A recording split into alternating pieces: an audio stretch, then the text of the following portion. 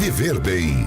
Oferecimento Hospital de Olhos Veloso. A credibilidade de sempre com a evolução que precisamos. Grupo Sapiens. Evoluindo com educação.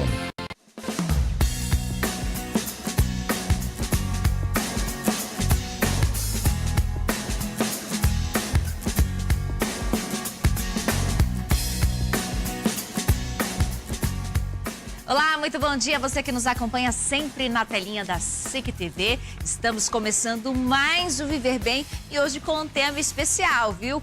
Porque o Enem é hoje a principal porta de entrada às universidades públicas do país. Além de servir também como acesso ao ensino superior privado por meio de programas de bolsas criados pelo governo federal, a corrida por uma graduação começa na preparação para esse exame. Mas como se disciplinar e equilibrar a vida social com os estudos? No programa de hoje vamos conversar sobre esse tema com as professoras Bruna Hernandes, coordenadora do ensino médio e cursinhos do Grupo Sapiens, e também a professora de redação Rebeca Louise. Sejam bem-vindas, professoras. Realmente é um tema que está ligado também à qualidade de vida, porque é um momento difícil para aquele candidato, né, ter uma vida social, continuar ali com os seus hábitos, suas rotinas e ainda se dedicar aos estudos naquela pressão de conseguir uma vaga. Bem-vindas, bom dia para as duas. Bom dia, Renata. Com certeza, é um desafio muito grande, principalmente nessa fase de preparação. Bom dia, Renata. Muito obrigada pelo convite. É um prazer estar aqui novamente. E vamos falar aí sobre o Enem, ajudar os alunos, o pessoal de casa aí que está assistindo, a se inteirar um pouquinho mais sobre esse momento da prova. Professoras, o Enem, ele começou como uma avaliação do ensino médio, né? Era para o governo ter uma noção de como estava o ensino. E hoje ele se tornou a principal porta de acesso às universidades públicas, aos programas sociais de apoio à universidade particular. O que mudou nesses anos todos?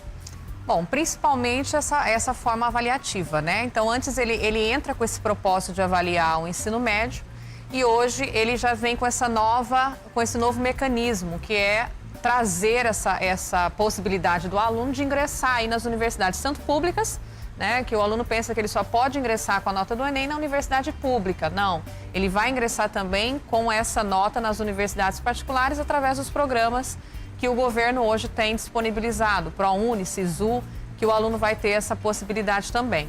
Então, ele deixa de ser um método avaliativo do ensino médio, como era a proposta, né?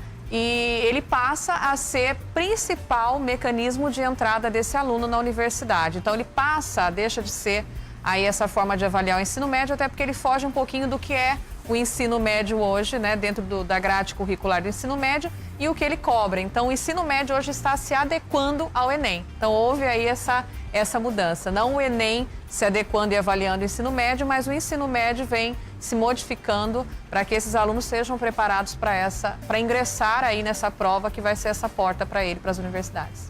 E como ele é pensado, como ele é estruturado para chegar até o aluno? Bom, o Enem hoje, como é a estrutura do Enem? O Enem hoje ele é estruturado dentro de competências e habilidades. É o que ele vai cobrar desses alunos. Então, dentro das competências e habilidades, por áreas. Então, o Enem hoje ele vai cobrar do aluno as 5 áreas de competências e habilidades que o aluno sim trabalha no ensino médio, mas não com uma forma tão direcionada como é o que o Enem cobra. Então, hoje ele vai trabalhar aí ciências humanas e suas tecnologias, ciências da natureza e suas tecnologias, matemática e suas tecnologias, linguagens e suas tecnologias e redação. Então, ele trabalha essas 5 áreas, ele é estruturado dentro dessas 5 áreas e nessas 5 áreas que ele cobra as competências e habilidades do aluno para que ele faça essa prova. Então, é uma estrutura bem complexa que o aluno precisa ter o conhecimento, acessar aí, sempre acessar os editais do próprio Enem e os regulamentos que o INEP disponibiliza para que ele conheça a estrutura para fazer essa prova. Professora Rebeca, apesar de existirem perguntas de exatas, né, a gente percebe que as questões, elas exigem um alto nível de interpretação do aluno, né? É uma questão discursiva ali para você entender, mesmo que de exatas, e isso acaba exigindo um preparo dos alunos, pega aqueles que não se prepararam adequadamente neste momento na questão de interpretação de texto. Sim, com certeza. A sua fala tem muita propriedade. De fato, os alunos que se destacam e têm os melhores resultados são alunos que são sujeitos críticos. O objetivo do Enem, eu digo para os meus alunos que o Enem ele é uma prova, infelizmente, de exclusão, né? Porque ele vai realmente peneirar e trazer os bons alunos, trazer os melhores alunos, ok? Que tem aquele conhecimento teórico, os alunos que para esse exame estão preparados para entrar no ensino superior. Então, como nós não temos no Brasil uma política pública de ensino superior que ampare toda a população, realmente as pessoas, os jovens brasileiros, eles precisam passar por uma prova que vai excluir alguns e incluir outros. Essa inclusão se trata, no caso, daqueles jovens que estão mais preparados, que têm uma cabeça mais crítica, um pensamento social, de respeito, de tolerância e de conhecimento também. Esse é o tipo de jovem, esse é o perfil que o Enem vai dizer: eu quero estar pronto para o ensino superior. O Brasil hoje ele não tem um número expressivo de leitores, né? Nem toda instituição de ensino estimula. A família, de repente, também não tem esse hábito, porque não deve partir apenas da escola. Isso influencia nos resultados, no desempenho dos alunos no Enem? Quero que as professoras aí, então, vão pensando, elaborando sua resposta, porque nós iremos para a primeira pausa do dia no nosso programa. Estamos falando sobre Enem, como conciliar a sua vida particular com aquela dedicação, a preparação para este exame. É possível se preparar de forma saudável? Depois do intervalo temos muito mais aqui no Viver Bem.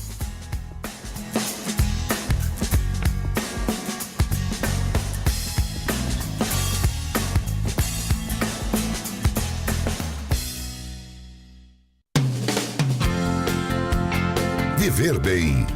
Oferecimento Hospital de Olhos Veloso. A credibilidade de sempre com a evolução que precisamos. Grupo Sapiens. Evoluindo com educação.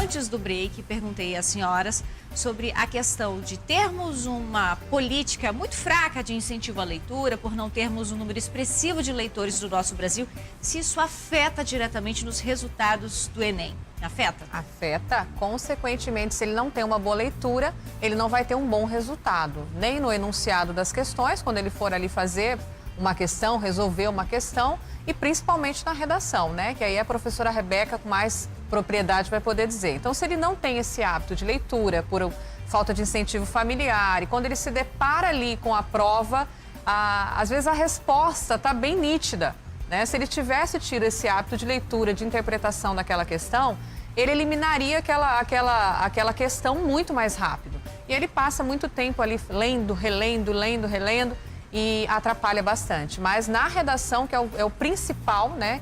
Pontua que ele precisa ter essa leitura com maior peso que a redação na prova, ele precisa sim ter esse hábito. E aquilo, né, professora Rebeca, que nós comentamos há pouco, de que as escolas foram se adaptando ao Enem, porque no começo ele chegou ali como uma prova totalmente discursiva nos seus enunciados, né, enunciados longos, interpretativos, em que os alunos não estavam preparados. Às vezes é uma questão de exatas, mas que exige também a interpretação ali no enunciado. Sim, é verdade. A prova do Enem, Renata, ela é realmente muito interpretativa. E nós tivemos agora um resultado aí do Ministério da Educação sendo lançado, informando, acredite, que nós temos no Brasil apenas 1% dos alunos com um nível adequado de conhecimento em língua portuguesa.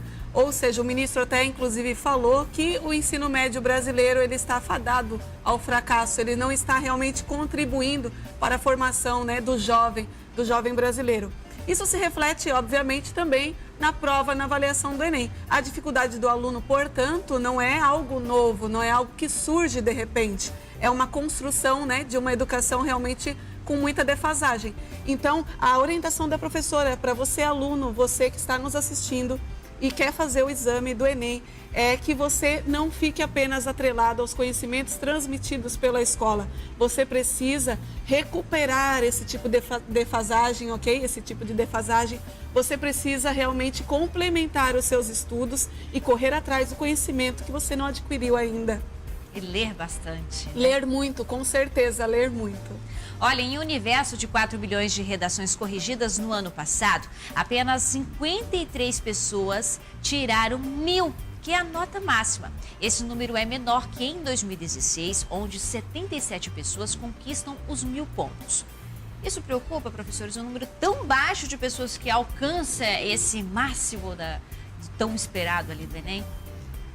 Preocupa e, ao mesmo tempo, mostra que a gente precisa, sim, estar se preparando com mais tempo, precisa ter esse hábito de leitura melhor, né? E não também para desesperar o aluno. Se ele não entrou nessa estatística, ele não precisa se desesperar, né, Rebeca? É verdade. Ele tem como correr atrás e reverter esse resultado. Se ele não está dentro dessa estatística, há uma possibilidade, sim, dele conseguir aí obter sucesso, mas principalmente se preparando adequadamente. A prova de redação, ela é realmente um momento do Enem, não é só mais complexo para o aluno que faz, mas também para os corretores, enfim, para toda a produção desse exame, né? Então, eu digo para os meus alunos que a prova, ela é subjetiva, a prova de redação. Então, a correção também é subjetiva. E isso realmente reflete no resultado das nossas notas, esses 77 alunos apenas com nota 1000, certo? Mas eu sempre digo para os meus alunos que eles estudem, façam o melhor. Eles não podem focar na nota que eles vão tirar ou que eles poderão tirar. Foquem em fazer o seu melhor. Você fazendo o seu melhor no ambiente de estudo, você fazendo o seu melhor no momento do seu exame, você dando o seu melhor sempre, você vai ter um resultado melhor. Agora queremos falar sobre mitos e verdades do Enem. Professoras, na tela, então, o primeiro item, fazer uma revisão horas antes da prova. Isso é bom? Isso é ruim? Ok. Fazer uma revisão antes da prova, acho que a palavra revisão tá bem pesada aí, né? Muito conteúdo para se revezar ali. Não, ele não vai dar conta, ele não vai conseguir, até pode aumentar a ansiedade, o nível de nervosismo. Ele pode sim fazer leituras naquela sexta-feira, aquela semana antecedente, ele continue com a mente de um estudante, ok? Continue fazendo as leituras com tranquilidade, ok? Próximo item, então, olha só, focar no Enem quando estiver no terceirão. Será, professoras? Bom, ele precisa focar no Enem já quando ele ingressa no ensino médio, né? Porque ele já vai ter que começar a se preparar. Então, ele deixar para focar no Enem só quando estiver no terceirão, a gente vê alunos se desesperando. Chega no terceirão, ele vai ter uma revisão de conteúdos e automaticamente ele vai ter conteúdos novos que a prova do Enem vai cobrar. Então, ele acaba sendo aí um mito também focar no Enem só no terceirão. Ele precisa estar focado no Enem.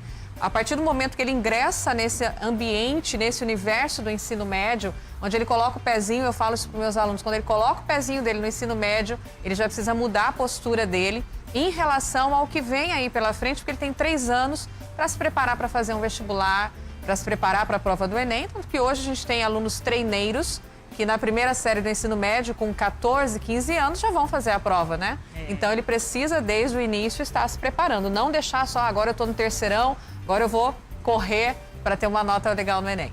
Decorar certos conteúdos faz bem, professora Rebeca? Boa pergunta. Sim, nós temos realmente algumas fórmulas, né? Algumas datas em história, alguns personagens também de filosofia que realmente o aluno tem que ter memorizado, até mesmo para redação. Nós temos algumas frases, alguns filósofos, ok? Que poderão ser apresentados e que eleva a nota do aluno. Então, sim, alguns conteúdos ele deve memorizar, sem esquecer, portanto, de que ele deve compreender fundamentalmente os conteúdos que ele está estudando. Muito bem, estamos falando sobre Enem, mais mitos e verdades depois do intervalo, que é bem rápido.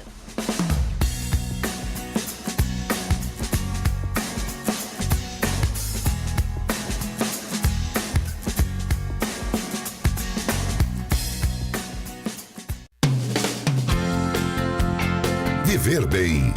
Oferecimento Hospital de Olhos Veloso. A credibilidade de sempre com a evolução que precisamos. Grupo Sapiens.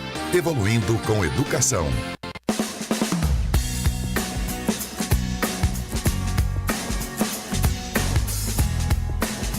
Muito bem, estamos de volta falando sobre Enem, mitos e verdades. Quero saber das professoras O próximo item, então, dos nossos mitos e verdades.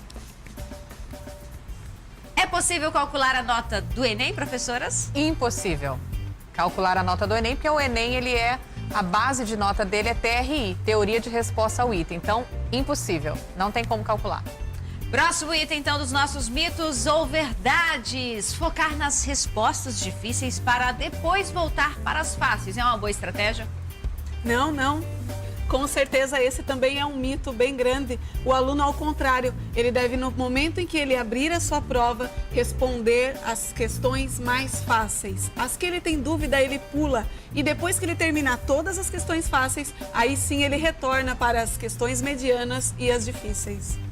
Olha, nós conhecemos o Matheus Maia, estudante que há alguns anos se prepara para o Enem. Então vamos ver como ele montou uma estratégia de estudo e compartilha com a gente agora. Matheus se prepara para o tão esperado sonho de passar em medicina. Mas antes disso, exige um sacrifício. Rotina de estudo, nervosismo, ansiedade e uma prova chamada Enem. E agora é contagem regressiva. Nessas últimas semanas, estou intensificando o que já foi aprendido no começo do ano, fazendo simulados, atividades extras, exercícios, aplicando a teoria que eu aprendi nesses últimos 5 meses. Sempre a aula que foi dada, pelo menos eu tento fazer o exercício daquela aula para fixar no mesmo dia e já esse assunto ser encerrado. Com o advento da internet, das videoaulas e tudo mais, hoje você aqui em Porto Velho, em qualquer cidade do estado de Rondônia, tem acesso à preparação como nos grandes centros. O aluno ele é responsável pela aprendizagem também, né? Então, o ensino ele é uma via de mão dupla, né? Um processo que a gente chama de ensino-aprendizagem, onde as disciplinas são ministradas pelos professores, com o material que é fornecido pelo sistema Aritsar, mas o aluno também ele precisa fazer o estudo individualizado. O que o aluno não pode fazer é deixar de estudar individualmente, é deixar de refazer exercícios, porque só através dos exercícios é que ele vai ter um entendimento da banca. Estudar para uma prova ou para o Enem, para o vestibular, é como uma maratona. Você começa devagar, quando chega na reta final é a hora do sprint final. A intensificação do conteúdo, porque a gente tem que rever os conteúdos que ficaram muito tempo sem serem vistos, e é a hora de você dar o gás. Então, galera, falta um pouco tempo para a prova do Enem. Para você, então, que está aí prestes a fazer a prova do Enem, eu desejo muito sucesso. Eu sei que o nervosismo está aí com você e ele faz parte. Então fique tranquilo, agora nesses últimos dias antes da prova do Enem, faça revisões daqueles assuntos que você tem mais dificuldade. Faça bastante exercício, muito exercício. Coloque uma meta, faça 50 exercícios por dia de matérias variadas nesses últimos dias antes da prova. Isso é muito importante. Espero te encontrar depois da prova do Enem, que você tenha sucesso. Um forte abraço e eu acredito em vocês.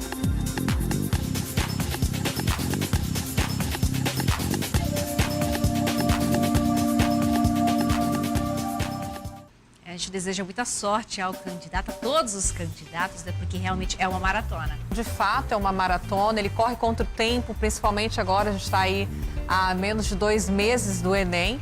Então, ele precisa ter esse preparo e precisa ter esse foco, principalmente, não se desesperar, né? Como o professor Felipe falou. O desespero vem, a ansiedade, ela toma conta do aluno, mas ele precisa estar focado. E para essa maratona há um planejamento de estudo, uma técnica aí que você pode aplicar. Por exemplo, estudar 6 horas diárias. É uma boa quantidade de horas de estudo, professoras? O importante não são a quantidade, né, que ele vai estudar de horas. A gente coloca que 6 horas diárias seria o suficiente, mas a qualidade do tempo que ele vai estudar e a qualidade que ele vai dedicar para cada disciplina que ele tenha mais dificuldade.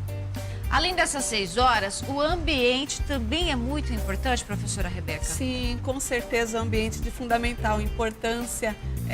O aluno deve sim escolher um local da casa dele e que não tenha grande circulação de pessoas, certo? Avisar toda a família, avisar seus amigos de que você está estudando, de que você precisa desse momento mais solista para poder alcançar seus resultados. Mídias sociais é melhor se desconectar delas, né? Coloca lá no seu celularzinho, tem como colocar, você silenciar aí os grupos, silenciar os aplicativos e se desconecta no momento que está estudando. Muito bem, infelizmente Fora nosso isso, tempo chegou ao fim, professora Rebeca. Pode finalizar, por favor? Não, em relação ainda às mídias sociais, eu gostaria apenas de dar um adendo. Para quem mantém as mídias abertas, é interessante para a redação curtir as páginas do governo. Então, curta as páginas legal. do MEC, curta páginas também que lecionam, né, que passam informações sobre o exame. É muito bom também estar acompanhando esse tipo de material. Muito bem, agradeço as duas. Realmente foi um programa muito produtivo. Nós que agradecemos. E teremos aí uma turma de preparação específica para o Enem, né, professora? Sim, faltando aí esse último mês aí de preparo, nós temos a turma Revisão Enem, Renata, e o aluno pode correr, se matricular, dá tempo sim. Se ele estiver focado, ele vai revisar muitos conteúdos, vai ter dicas, vai ter macetes, vai ter muita coisa bacana dos professores que estão preparando aí essa turma para que o aluno chegue no Enem e conquiste aí o seu resultado ideal, porque o resultado ideal é o que ele precisa. O telefone, professora, para quem quiser É o informações. 3211-6029, 3211-6029 ou 9236-1748, que é a nossa rede através do WhatsApp, que ele pode buscar informações. Professora Bruna, professora Rebeca, obrigada. Obrigada a você de casa que sempre nos acompanha na tela da SIC TV. Dicas preciosas, viu? Sábado que vem nós estamos de volta. A você, um ótimo fim de semana de estudos. Tchau.